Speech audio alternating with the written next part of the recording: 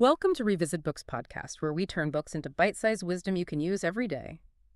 Okay, so today we're getting into a really, quite a special work, actually. It's the Book of Joy, and it records this amazing meeting between two people who are, well, genuine moral giants. His Holiness the Dalai Lama, Tenzin Gyatso, and Archbishop Desmond Tutu, the Nobel laureate. But it's more than just a summary of their thoughts, isn't it? It's like the actual conversation they had over a whole week. That's exactly right. It took place in Dharamsala, India. And yeah, the initial reason was celebrating one of their birthdays, a big one. But they had something much bigger in mind than just a party, along with Douglas Abrams, who helped pull it all together. Right. They really set out together with this goal to kind of boil down their life's wisdom, everything they had learned, into a clear guide, something anyone could use to find, well, real lasting happiness. A roadmap, yeah. And they specifically called it a gift for others, which I love. They weren't just trying to define happiness, but true joy. The kind of joy that, as they put it, is not dependent on the vicissitudes of circumstance. Yeah, the ups and downs, exactly. It had to be something sturdy, something that could hold up even when life throws the really tough stuff at you. And you really feel a sense of urgency behind that search when you read it. You absolutely do. The book doesn't shy away from mentioning, mortality. It was really hanging over their talks. Archbishop Tutu wasn't well. His health was quite fragile. And both of them knew, they were quite aware, this might actually be the last chance they had to do this together, to share this kind of wisdom face to face. Wow. So that backdrop, knowing time might be short, and also considering the whole global political situation around Dalai Lama, it just seemed to add intensity to their quest for something enduring. Real peace. It makes it very poignant. And I think what really makes this book connect with so many people, why it became such a global phenomenon, is that it's not just based on, say, spirituality or religious ideas alone. Right. Douglas Abrams did a brilliant job weaving together the ancient wisdom, Tibetan Buddhism from the Dalai Lama, Tutu's restorative Christian perspective, but blending it with really current science. That's the magic ingredient, I think, merging the ancient and the modern.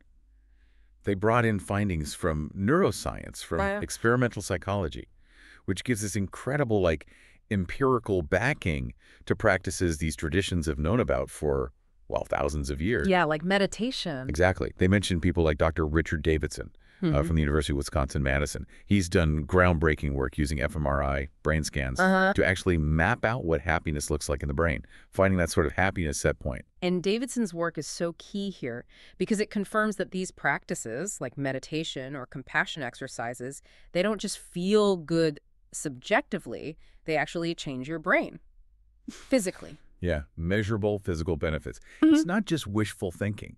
Davidson showed that when people consistently practice things like compassion or mindfulness, you actually see an increase in gray matter density. Yeah. Specifically in the prefrontal cortex. Which is the part for planning, focus, positive emotions, the higher stuff. Exactly, the executive functions. And just as importantly, they saw the amygdala, that's the brain's sort of alarm system, right, for fear and stress. Right, the fight or flight center. That actually shrinks and becomes less reactive. So you're literally building resilience against stress at a biological level. That's incredible. It is. And the Dalai Lama himself admitted, seeing that scientific proof, it was really motivating. Especially, he joked, when he didn't feel like getting out of bed for his very early morning meditation. Even His Holiness needs a nudge sometimes. It just validated that the effort, the internal practice, it actually produces a real, tangible result in your brain. So when you put that ancient wisdom together with that kind of hard data, what emerges is this really practical set of principles, the core of the whole book, really. And they organized it beautifully into the 8 pillars of joy. And that's what we want to explore today, right? Really unpack them and see how you can apply them in everyday life. Absolutely. Let's get into it. Yeah. So thinking about who this is really for. Yeah. Who stands to benefit the most from exploring these ideas? I think at its core, this conversation we're having is really aimed at the knowledge seeker. Anyone who feels like modern life is just overwhelmingly complex sometimes. Yeah. Someone who's eager for knowledge that's meaningful, that you can actually use, but needs a practical way in. A roadmap, like you said, but one that's backed by something solid. I think pretty much everyone can relate to that profile these days, the stressed, overloaded person. It feels like society constantly pushes us outwards, doesn't it? It really does. We're always chasing the next thing, the promotion, the raise, the status symbol, the power. We're kind of taught implicitly or explicitly that those things are what will finally make us happy. But the reality, and the Dalai Lama points this out quite directly, is often the complete opposite. He talks about friends he has who are billionaires. Right.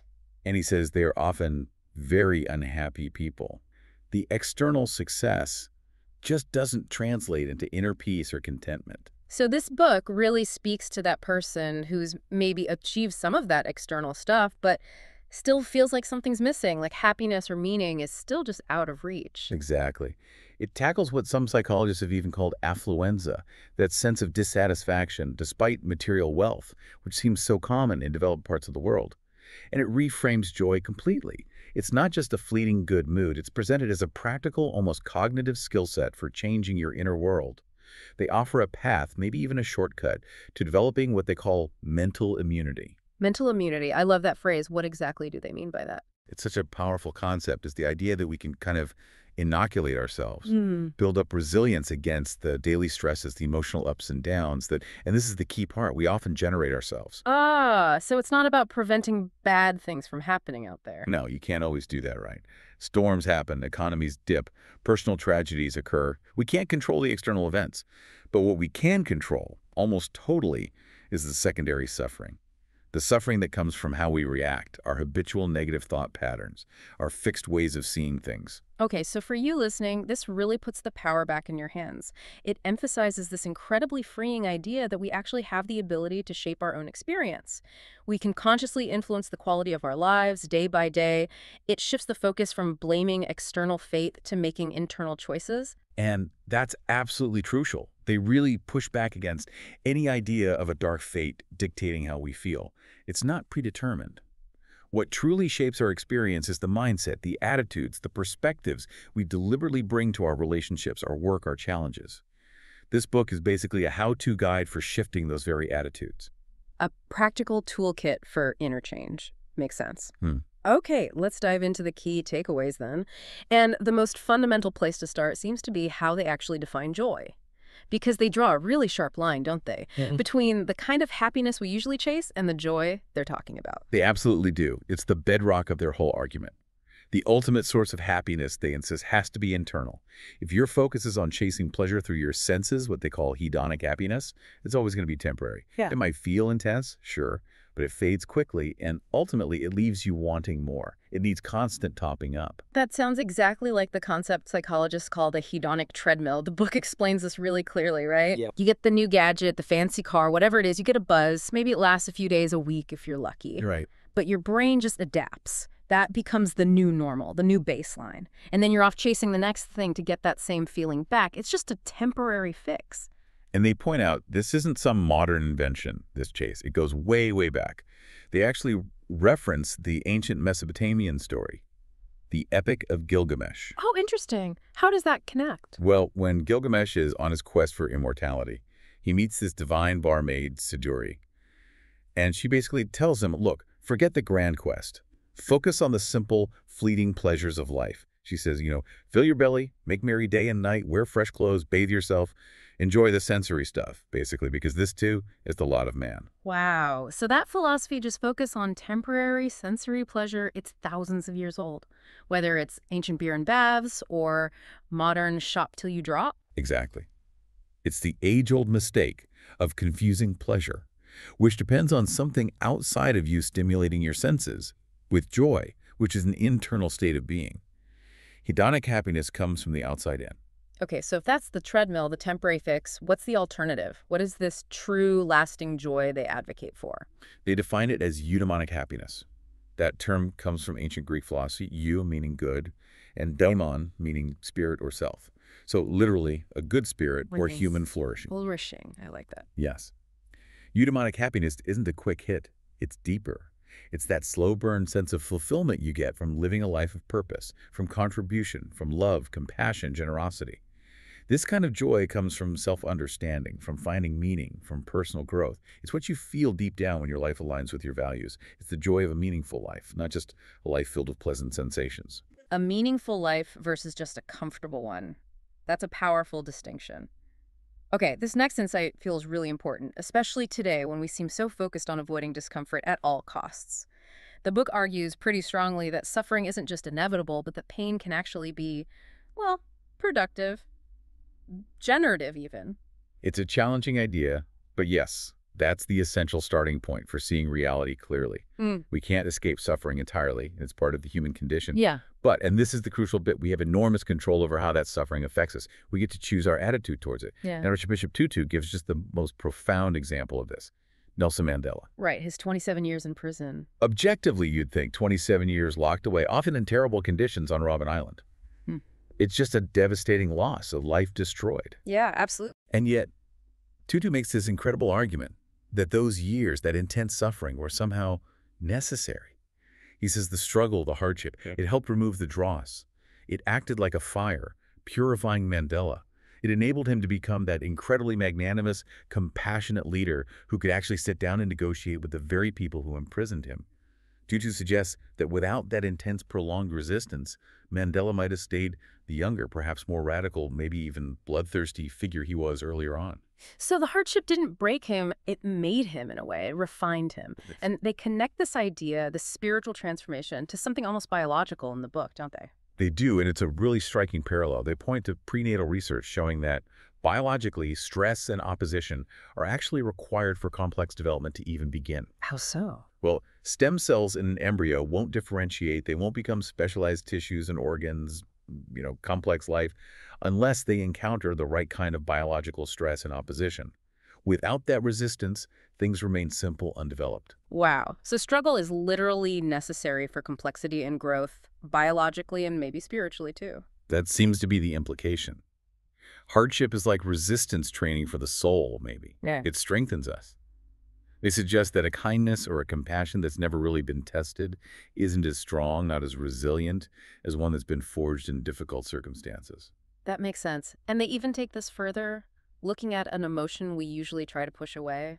Sadness. We're sort of taught that sadness is the opposite of joy, something to be avoided. We definitely pathologize it, don't we? We try to fix it, medicate it, distract ourselves from it. But the book highlights research by people like Joseph Forgas showing that mild sadness, not clinical depression, but just ordinary sadness, can actually have real cognitive benefits. Benefits like what? Well, studies suggest that people in mildly sad moods can actually have better judgment, improved memory recall, and even counterintuitively, increased motivation in certain tasks. Better judgment when sad. That is surprising. And what about its connection to the pillars of the heart, like generosity? Yes, that's perhaps the most fascinating finding they discuss. In experiments like those economic games where people decide how to share money, the participants who were induced into a sad mood were consistently more generous. They shared more fairly, acted more equitably, and showed more empathy compared to the happy group. Why would that be? The thinking is that sadness kind of highlights our own vulnerability. It connects us to the universal experience of suffering, and that naturally leads us towards empathy and compassion for others. It reminds us that we need each other. So true joy, the kind they're talking about, isn't about never feeling sad. It's more about understanding that joy and sorrow are sort of intertwined and maybe even fuel each other's growth. Exactly. It's a much more holistic and resilient view of emotional well-being. Okay, that understanding of adversity sets us up perfectly for the first set of pillars, the 4 pillars of the mind. These are about cultivating that mental immunity we talked about. And the first one is perspective. Perspective. They describe this as our ultimate freedom as human beings. No matter what's happening externally, we always retain the power to choose how we view it, how we frame it. This is the antidote to what they call perspectival myopia. Getting spiritually nearsighted, stuck on just one narrow, limiting view of a problem or even of ourselves. That sounds great in theory, but how do you actually do that? Especially when you're feeling attacked or wronged or just overwhelmed by something. How do you practically shift perspective when emotions are running high? Well, the Dalai Lama offers some quite rigorous practices like the Buddhist sevenfold analysis. Now, that sounds complex, but the core idea is actually quite simple. It's about self-distancing. Self-distancing. Yeah, it involves contemplating the relationship between what you think of as yourself, your body, and your mind. He apparently playfully slapped the Archbishop's arm at one point and asked, "Where is Bishop Tutu's self? Is it here? We can't find it." Okay. What's the point of that, practically speaking? The point is to help you realize that the self that feels offended or the self that's rigidly attached to a certain outcome is often just a story you're telling yourself. It's a collection of thoughts and feelings, not some fixed, solid thing that needs constant defense. When you loosen that rigid attachment to a fixed idea of me and mine, you naturally become less defensive, less reactive. You create a little bit of space between the event and your response to it. Okay. That's quite deep. For someone maybe not ready for formal Buddhist analysis, does the book offer a simpler tool? It does. A very practical, secular mental tool. Yeah. Silver lining thought experiment. It's basically the wisdom embedded in that old Chinese farmer story. Should we quickly recount that one? It illustrates the point so well. Yeah, let's do it. It's a class. So the story goes, there's this farmer, and his only horse runs away. All his neighbors come over. Oh, what terrible luck. This is awful. The farmer just shrugs and says, perhaps. The next day, the horse returns, and it brings with it a whole herd of wild horses. The neighbors rush back. Wow, what amazing good fortune. You're rich. The farmer just says, perhaps. Then, a few days later, the farmer's son tries to break one of the wild horses, gets thrown off, and breaks his leg badly. Neighbors again. Oh, this is dreadful. What terrible luck. Farmer. Perhaps. I see where this is going. Exactly. The very next week, the army comes through the village, conscripting every single able-bodied young man to fight in a terrible war far away. But they skip the farmer's son because of his broken leg. The neighbors are ecstatic. You're so lucky. Your son is saved. And the farmer says, Perhaps. The whole point is you just never know. Any single event, good or bad in the moment, is temporary. You have no idea what its long-term consequences will be. So applying that perspective means taking a wider view. Realizing a current setback might actually be setting you up for something better down the line. Precisely. It stops you from getting locked into despair or excessive celebration about any single event. It widens your perspective temporally. And the book also mentions widening it spatially, connecting it to the overview effect astronauts talk about. Ah, right, seeing the Earth from space. Exactly. When they see our planet as this small, beautiful blue marble, floating in vastness with no visible borders, they often report this profound shift in consciousness. Their personal worries, their national conflicts, they just seem so small, so insignificant in the grand scheme. They feel this sense of the oneness of terrestrial life. And we can kind of simulate that God's eye view. We can try by consciously remembering that our current frustration, however painful it feels right now, is actually tiny in the context of the universe, or even just human history. It helps us step outside our limited self-interest. That wider view seems to lead naturally into the second pillar of the mind, which is humility. Once you realize your problems aren't the center of the cosmos. It kind of puts things in perspective, doesn't it? Humility is about consciously letting go of that feeling of being superior or more important than others. The word itself, they point out, comes from humus, the Latin word for earth or soil. Groundedness. Exactly. It brings us down to earth, connects us to reality. The Dalai Lama really emphasizes this. He says when he gives a talk, he makes a conscious effort to see himself as just simply another person talking to other fellow human beings. He feels that status and formality actually create barriers, like a prison. Yeah, he does. He thinks they create walls, isolation. He tells this wonderful little story about meeting President George W. Bush for the first time. Oh. He noted that, unlike some leaders who maintain this very stiff, formal distance, President Bush acted like a normal human being. Apparently, a plate of cookies was offered.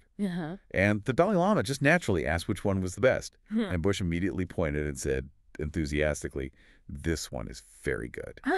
A presidential cookie recommendation. And the Dalai Lama said that simple human moment, just two guys talking about cookies, it instantly broke down the formality. It allowed for a genuine connection.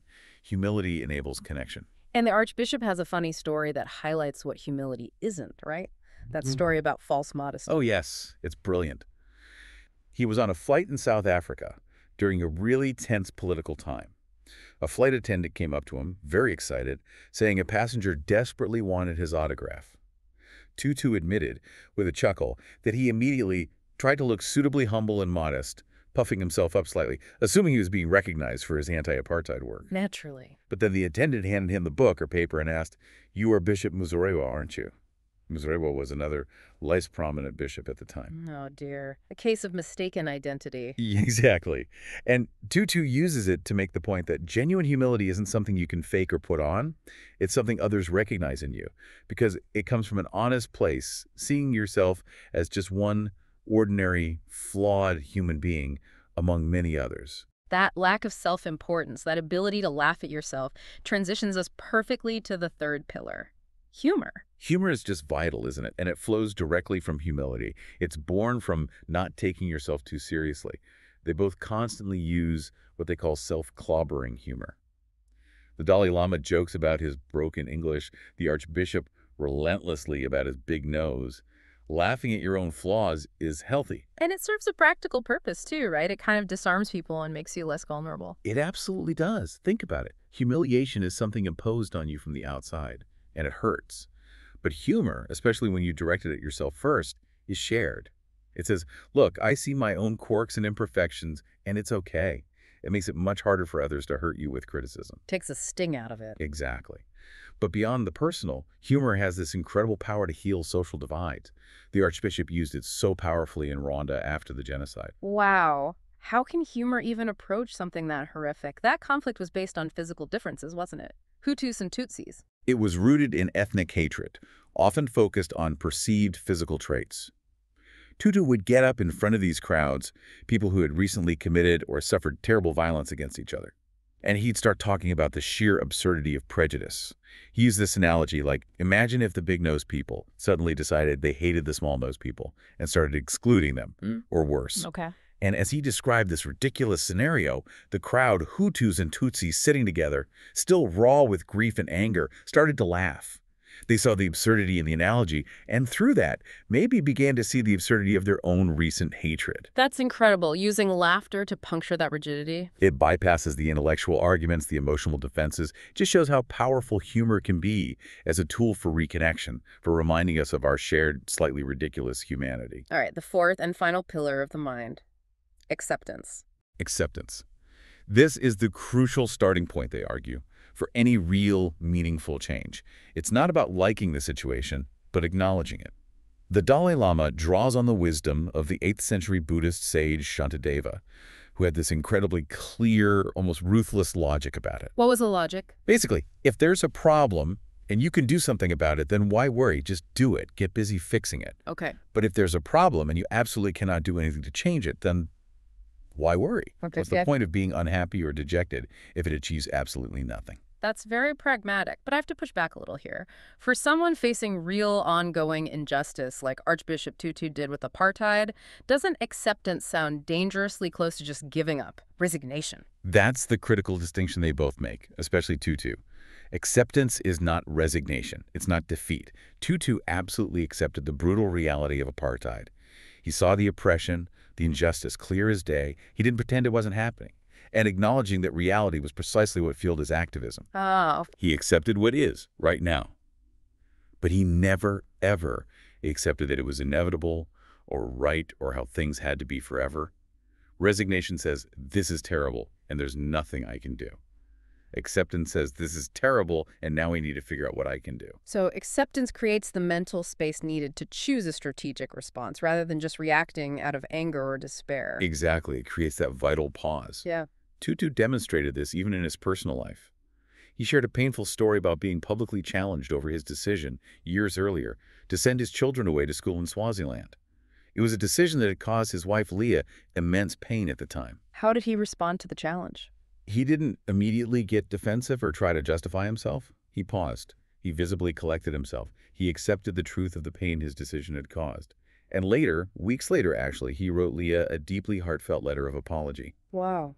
So, accepting the reality of the past, even your own mistakes, allows for genuine healing and moving forward. Denying it or fighting it just keeps you stuck. That idea of accepting reality, especially past pain, leads us really smoothly into the second set of pillars, the 4 pillars of the heart. These seem to be all about connection, interdependence. And the first one is huge, forgiveness. Forgiveness, yes. And they're both adamant about this. It's completely wrong to view forgiveness as a sign of weakness. They see it as the opposite, a profound demonstration of strength, emotional strength, spiritual strength. It's a choice, an act of self-healing, really. When you forgive, you're not necessarily letting the other person off the hook, but you are unchaining yourself from them, from the past event. You stop letting their actions define your present suffering. breaking the cycle of revenge. The Archbishop had that powerful line, didn't he? An eye for an eye will leave the whole world blind. Exactly. And the most stunning examples of this come from the stories shared during the Truth and Reconciliation Commission, TRC, in South Africa. The capacity for forgiveness shown by ordinary people who had suffered unimaginably. It's almost beyond belief. Can you share one of those stories? They're so impactful. There are so many, but one that always stays with me is about a mother whose son had been deliberately lured into a deadly booby trap by security forces. He was killed, and then his body was desecrated, dragged through the street. Just horrific. Unspeakable. When the perpetrator, who had become an Askari, someone who turned against her own side, came before the TRC, confessed everything, and asked for forgiveness. The spokesperson for the group of mothers whose sons he had killed, she addressed him. She called him my child, and then she embraced him. Wow. How is that even possible? When Yeah. they asked her why forgive instead of demanding punishment? Her reasoning was so clear, so rooted in acceptance of loss. She basically said, what good would putting him in prison do us now? It won't bring our children back. They had fully accepted the terrible finality of their sons' deaths. They realized that seeking revenge wouldn't undo the past. It would just create more suffering in the present, another life wasted in prison. Forgiveness for them wasn't primarily about the perpetrator. It was about liberating themselves from the poison of hatred and bitterness. It was for the healing of the living. That redefines forgiveness completely. It's an act of self-preservation almost. And the Dalai Lama offers a practical tip for applying this idea in everyday life, right? For dealing with anger in smaller conflicts. Yes, a very psychological technique, actually. It's simple. When someone upsets you or attacks you, try to honestly analyze your own contribution to the situation, however small. Your own role, even if you feel like the victim. Even if it's tiny, maybe your tone of voice, your body language, some prior action, something that might have even slightly contributed to their reaction. He finds that just acknowledging your own small part automatically reduces the intensity of your anger. And then once your anger is lower, you can shift your perspective. You can start to see the other person not just as an aggressor, but as someone who is likely acting out of their own pain, their own ignorance, their own fear or insecurity. And that allows you to feel maybe concern or even compassion instead of just rage. That ability to step back, to see the bigger picture, even in conflict, seems connected to the sixth pillar, gratitude. Very much so. Gratitude is essentially that conscious choice to focus on and appreciate the good things in your life, even when things aren't perfect. It's about acknowledging the positive without denying the negative. And the research on this from people like Robert Emmons is really compelling. Grateful people aren't just, subjectively happier. They actually seem to be more motivated. More motivated? How so? Studies show they're more likely to make progress toward their personal goals, they tend to exercise more regularly, and they consistently report lower levels of stress and depression. Gratitude seems to provide a kind of motivational energy. That's fascinating. And the book gives us a super simple, almost ridiculously easy way to instantly shift our mood using our own biology. The power of smiling. Ah, yes, the smiling science. Yeah. It's one of the clearest examples of our internal power over our emotions. It's quite amazing, really. The simple physical act of forming a smile, and apparently it works even if it's a fake or forced smile, just holding the muscle position for as little as 20 seconds. Doing that sends signals to your brain that stimulate the release of neuropeptides, which help fight off stress. Just from the muscle movement. Seems so. And that, in turn, triggers the release of the feel-good neurotransmitters. Serotonin, which acts like a natural antidepressant, dopamine, hitting the reward circuits, and endorphins, which are natural painkillers. All from a 20-second smile. That's empowering. It shows we're not just passively reacting to the world. Exactly. We have this immediate built-in tool to influence our own emotional state, regardless of what's happening around us. Okay, pillar number 7, compassion. They frame this as the real secret to our own happiness, which might sound a bit paradoxical at first. It can seem that way, but they argue very strongly that we are basically factory-equipped for compassion. Modern neuroscience backs this up, showing specific brain circuits that light up when we're being generous or caring. It suggests that looking out for others, cooperation, it's a deep evolutionary drive, essential for our survival as a species. And the core insight for personal happiness is? It boils down to a kind of enlightened self-interest. When we actively engage in helping others, trying to alleviate their suffering, our own suffering diminishes significantly. It shifts our focus away from ourselves. Conversely, that constant inward focus, the me mindset, just tends to breed anxiety, insecurity, frustration, focusing outward brings relief. And they draw a really important distinction here between empathy and compassion. We often use those words interchangeably, but they see them as different. Yes, and it's a crucial difference because empathy alone can actually lead to burnout. Empathy is when you feel what the other person is feeling. You resonate with their pain, which is important, but And it can be overwhelming. it can be. Compassion includes that feeling, but it adds something else. The active desire and readiness to help. It's empowered. The Dalai Lama uses this great analogy of seeing someone trapped under a heavy rock. Okay. Empathy might make you feel crushed and helpless, just like them. Compassion motivates you to find a lever, to call for help, to do whatever you can to try and remove the rock. It's action-oriented. So compassion is sustainable in a way that pure empathy might not be. It doesn't paralyze you. Exactly. And it doesn't just benefit the giver and receiver either. Compassion has this amazing ripple effect. It creates a feeling psychologists call moral elevation in those who witness it. It's contagious. Highly contagious, apparently. Research suggests compassionate acts can influence behavior out to 2 or even 3 degrees of separation. Your kindness makes your friends more likely to be kind, and their friends, and even their friends' friends. It literally lifts the whole social network. Wow. Which leads us perfectly to the 8th and final pillar, generosity. This feels like compassion put into action. Precisely. Generosity is the tangible expression of that compassionate impulse, and it reinforces that fundamental truth about us being social animals, deeply interdependent. The science here is fascinating, too. Those reward centers in the brain, the dopamine pathways, they light up just as intensely when we give things away, money, time, resources, as when we receive things ourselves. So giving literally feels as good as getting. At a neurological level, yes. And studies consistently show that spending money on others brings more lasting happiness than spending it on ourselves. The same goes for giving our time, like volunteering. There's that incredible story in the book about the neurosurgeon, Jim Doty, that really puts this to the test, doesn't it? Oh, the Jim Doty story is unforgettable. Yeah. Here's a guy who grew up incredibly poor, became a highly successful neurosurgeon that made a huge fortune in the tech industry. He pledged $30 million worth of his company's stock to various charities. Yeah. His net worth was way higher, like $75 million. Right, sure, well. Then the dot-com bubble burst. The stock market crashed. He lost almost everything, wiped out, bankrupt. His lawyers told him, look, you're legally off the hook for that $30 million pledge. You don't have the money anymore. What did he do? That's an immense pressure. He took stock, not just financially, but of his life. He realized that when he was poor, he thought money would solve everything, bring security, love, control.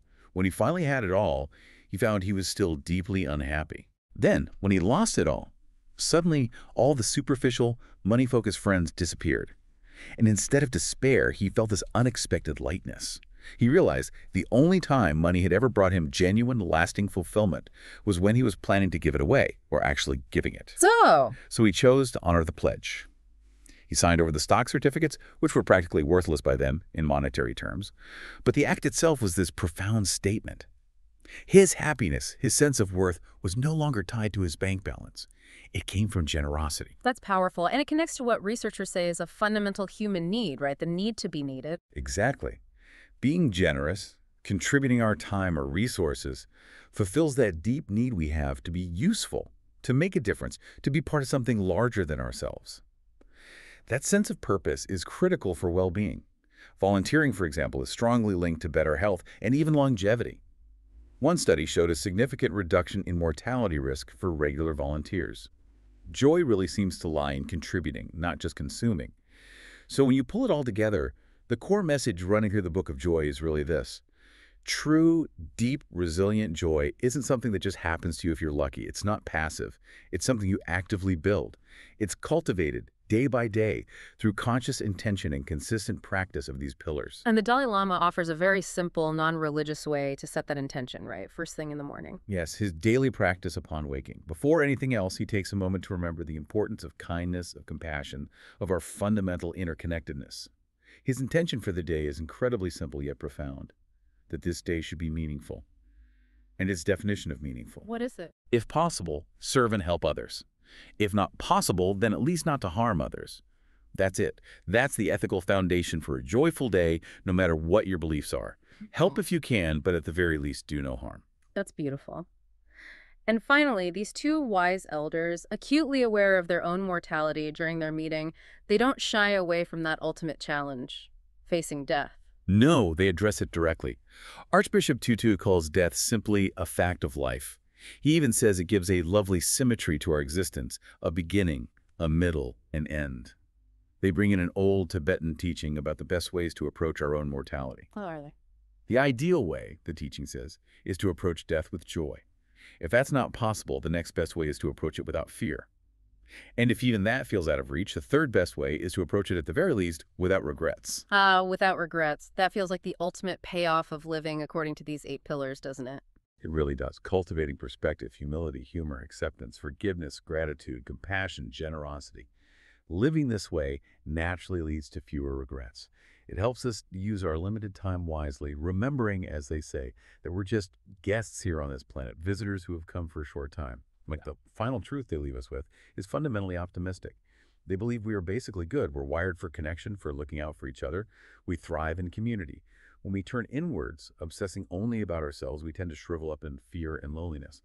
But when we act generously, when we're compassionate, when we care for others, we step into our true nature, our human heritage. And that's where we find the deepest, most lasting fulfillment. That eudaimonic joy. So if joy isn't something you find, but something you cultivate through daily choices and actions, maybe the final thought for everyone listening is this. What's one small, concrete thing you can intentionally do tomorrow, inspired by these pillars? Maybe it's holding that smile for 20 seconds. Maybe it's consciously looking for your small part in a disagreement. Something tangible that shifts your focus, even just slightly. That small intentional act, that's the starting point. That's the difference between just getting through your day and actively choosing to flourish within it. That's today's breakdown. While this discussion cannot replace the book's full text, it can offer a glimpse into its teachings. Hope you found this discussion helpful, and I look forward to sharing more. Let me know what book next you want to discuss.